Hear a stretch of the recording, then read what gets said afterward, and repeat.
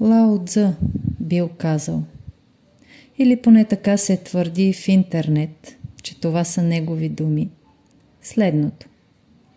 За да придобиеш знание, всеки ден прибавяй по нещо.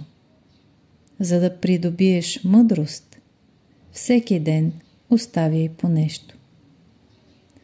Притча за чая.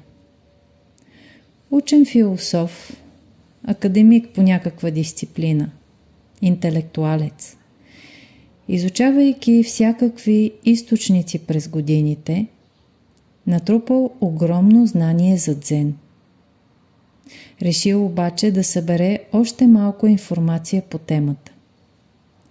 Отишъл в далечен манастир при дзен учител и го запитал, какво е дзен. Учителят бил много благ. С усмивка поканил госта си на ниска масичка за чай.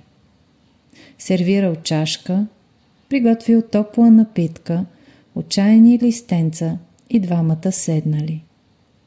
Дзен учителят започнал да налива чай в чашката на учения.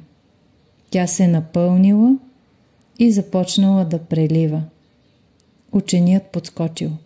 Господине, не виждате ли, че чашата вече е пълна и прелива?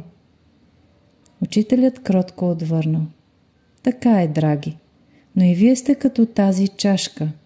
Умът ви вече е пълен с толкова много идеи. Какво повече може да поемете тогава?